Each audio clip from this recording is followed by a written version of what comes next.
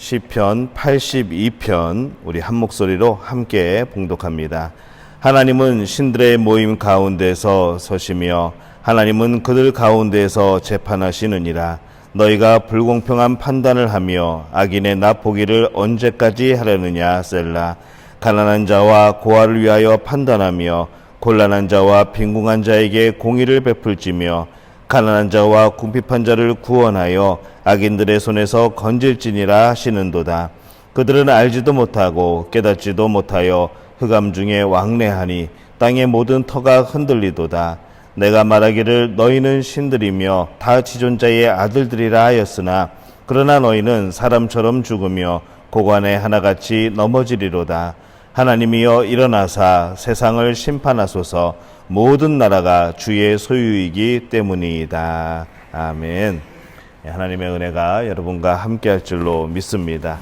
시편 82편의 이 시는 이 모든 통치자들의 권세가 바로 하나님께 속해 있음을 선포하는 바로 그러한 시입니다. 그래서 이 하나님의 대리자인 이 재판장들이 범죄하는 그런 죄악에 대해서 강력한 그런 책임이 또 책망이 표현되어 있는 것이 이 시편 82편의 말씀입니다. 이 하나님으로부터 이 권세를 부여받은 이 재판장들이 이 자신의 권리를 지킬 수 없는 그런 연약한 자들을 위해서 공정한 재판을 해야 되고 또 적극적으로 악인들의 손에서 악인들의 그런 속인에서 그들을 구출할 의무가 있는 사람들이기 때문에 오늘 그것을 다시 한번 이야기하면서 그렇지 못한 이 재판장들에 대해서 그렇지 못한 세상에 그런 고난을 위임받은 사람들에 대해서 책망하는 그런 내용이 담겨져 있습니다. 이 하나님은 이 땅에 하나님의 이름으로 공의가 실현되기를 원하고 계십니다. 이 공의가 실현되지 않는 나라는 항상 혼란하고 분쟁과 다툼이 끊이지 않는 것이죠. 이에 대한 책임은 인간에게 있지만은 특별히 그 중에서도 이 지도층에 있는 사람들에게 그 책임이 주어지게 됩니다. 따라서 이 지도자들은 최고의 재판장이신 하나님을 의식하여서 이 하나님 앞에서 살아간다는 마음을 가지고 그 나라의 법이 백성들에게 바르게 적용이 되어서 이 정의로운 사회를 이룰 수 있도록 노력해야 되는 것이 바로 그들의 책임이고 또 의무라고 하겠습니다. 먼저 이 재판장들은 연약한 자들을 보호받을 수 있도록 그렇게 해야 되는 것이죠. 이 세상의 많은 문제와 구조적인 악에도 불구하고 이 기본적인 질서가 유지되고 악이 제한되는 이유는 인간에게 법이 있고 또 그 법에 의한 심판의 그런 권세가 있기 때문에 그렇습니다. 이 권세를 누가 부여하였는가 하면은 바로 하나님이 부여하신 겁니다. 그만큼 법과 이 법을 다스리는 이 재판장들의 역할은 대단히 중요한 것이죠. 이 세상을 가난하고 고통스럽게 살고 싶은 사람은 한 명도 없을 겁니다. 항상 포근한 가정이 있고 돌보아주는 부모님이 계시고 또 남편과 아내가 또 자녀가 있고 서로 사랑하고 행복을 나누는 그런 생활을 모두 다 소망하고 꿈꾸고 또 그렇게 노력하며 살아갑니다. 그러나 그런 사람들의 이 소망이 쉽게 이루어지지 않는 현실들이 우리 가운데 있습니다. 우리 주변에는 악행과 불법으로 일그러진 사람들이 있기 때문이죠. 질병과 사고는 인간이 어쩔 수 없는 그러한 일이지만은 이 불법으로 인해서 또 여러 가지 그런 부조리로 인해서 하나님이 맡겨주신 이 법의 집행의 그런 불충분으로 인해서 그런 어려움을 당한다 한다면은 그것은 분명히 인간에게도 큰 책임이 있는 겁니다. 그렇기 때문에 이 재판관들은 가난한 자와 고아의 권리를 옹호하고 또 고통을 당하고 있는 자들이 바로 이 법에 의해서 또 이 세상의 그런 질서에 의해서 재판을 받지 않도록 또 그것에 의해서 불의를 당하지 않도록 그렇게 보호해야 될 그러한 필요가 있는 것이죠. 그들에게 공의를 베풀 뿐만 아니라 악인들의 손에서 궁핍한 자들을 건져내는 그런 역할들도 그들에게 주어진 의무이고 책임입니다. 그래서 이 지도자들, 이 법관들은 이 사회의 악의 구조적인 그런 모순으로부터 이 약한 자들을 보호해 줄 의무가 있는 것이죠.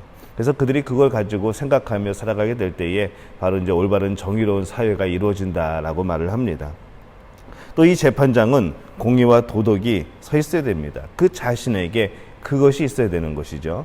또 그것을 다스리기도 하지만은 본인 스스로에게도 공의와 또 도덕이 있어야 됩니다.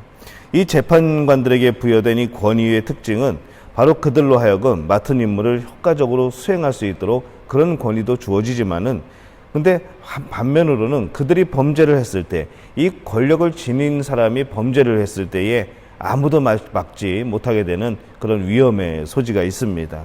그래서 지도자나 이 재판관들은 하나님께서 그들의 판결함을 지켜보고 계신다는 그 사실을 항상 분명히 알고 의식해야 될 필요가 있는 것이죠. 이 하나님은 이 세상을 최종적으로 심판하시기 전까지는 이 세상의 통치자들에게 그 권세를 위임해 주셨습니다. 심판하게 하신 거죠. 이 세상에서 악이 승리하지 못하도록 그들을 통하여서 이 하나님께서 질서를 이루고 계신 겁니다. 그런데 이 불의한 재판관들은 이러한 심판의 권세를 약한 자들을 위해서 사용하는 것이 아니라 자기 자신을 위해서 사용하게 되는 거죠. 그래서 이들은 공의를 행하지 않고 불의를 행하고 또 악인들과 의인들 중간에서 적당히 해결함으로 인하여서 이 죄와 폭력이 끊이지 않는 그런 혼란한 세상을 만들어 갑니다. 오늘 말씀의 5절을 보면은 이 사실을 아주 실감나게 표현을 합니다. 그들은 알지도 못하고 깨달지도 못하여 흑암 중에 왕래하니 땅의 모든 터가 흔들리도다. 그들이 알지도 못하고 깨달지도 못하고 흑암 중에서 왕래하다 보니까 이 땅의 모든 기초가 터가 흔들려 버리는 그런 결과를 가져온다는 것이죠. 땅의 모든 터가 흔들린다는 것은 이 땅 위에 사는 인간의 생활의 기초가 되는 이 도덕이, 이 규범이 붕괴되는 겁니다. 불의한 그런 사회가 되었다는 것이죠. 이렇게 공의와 도덕이 무너진 이런 불의한 재판장들이 있으면은 어떻게 될까요? 이 가난하고 소외받는 자들이 더 큰 고통을 당합니다. 있는 자들은 더 잘 살게 되는 것이죠. 그래서 이 사회의 지도자와 이 재판장들이 하나님을 두려워하고 또 공의와 도덕이 서 있도록 그렇게 기도하고 또한 그 받은 임무를 잘 수행해야 되는 것이 바로 그들의 또한 책임이기도 합니다. 또 이 불의한 재판관은 반드시 하나님 앞에 서 있고 그들이 심판받는다는 것을 기억을 해야 합니다. 하나님은 모든 인생을 사랑하십니다. 말씀 6절에 보니까 내가 말하기를 너희는 신들이며 다 지존자의 아들들이라 하였으나 이렇게 말씀을 합니다. 이 재판장들을 신이라고까지 부르고 있습니다.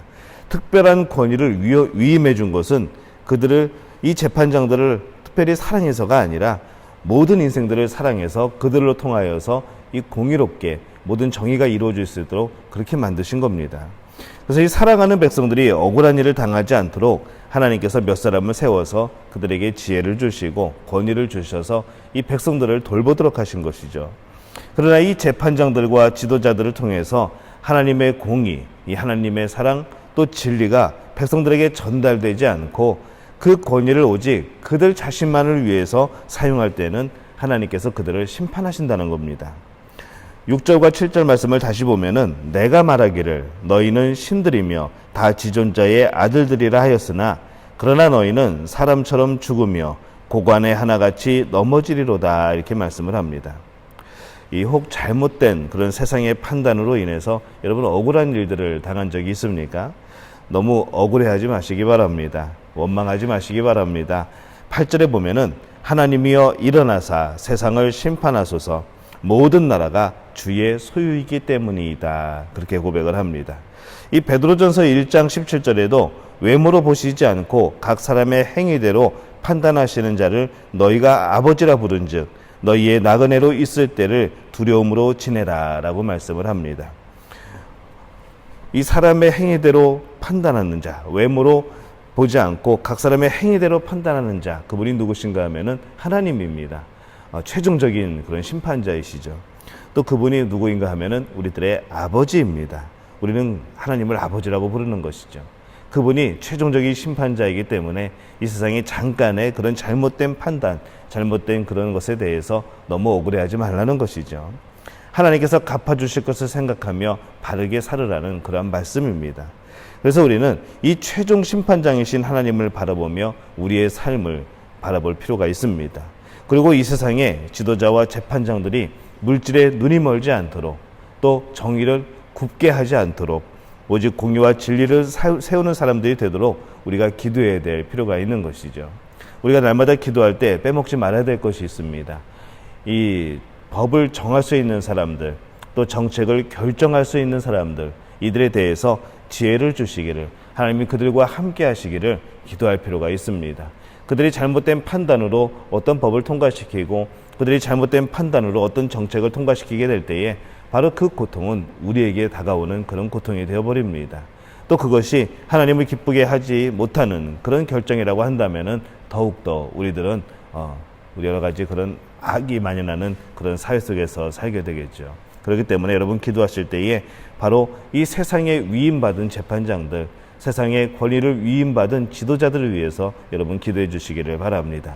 무조건 반대하는 것이 아니라, 무조건 욕하는 것이 아니라 그들이 잘할 수 있도록 여러분 기도하는 것도 우리들의 사명이라 생각이 듭니다.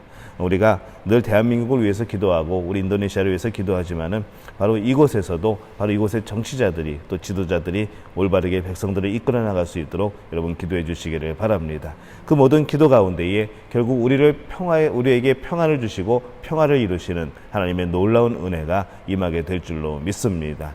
오늘 이 은혜를 누리시는 여러분들이 되시기를 예수님의 이름으로 축원합니다. 우리말 성경으로 제가 오늘 말씀 한번 읽겠습니다. 하나님께서 강한 사람들의 모임에 서서 신들 가운데서 심판하십니다. 너희가 언제까지 불공평하게 심판하며 악인들의 편을 들겠느냐. 셀라. 약자들과 고아들을 변호하고 가난한 사람들과 억압당하는 사람들의 권리와 이익을 보호하라. 약하고 궁핍한 사람들을 구해주고 악인들의 손에서 건져주라. 그러나 그들은 알지도 이해하지도 못한다. 그들이 어둠을 헤매며 다니니 땅의 모든 기초가 흔들리는구나. 내가 너희는 신들이니 지극히 높으신 분의 모든 아들들이라고 했으나 너희는 보통 사람들처럼 죽기도 하고 다른 통치자들처럼 쓰러지기도 하리라. 오 하나님이여, 일어나 이 땅을 심판하소서. 모든 민족들이 주의 소유입니다. 아멘. 하나님이 모든 민족의 소유이고 최종적인 재판장이심을 믿고 여러분 담대히 살아가는 그런 우리 성도들이 되시기를 바랍니다.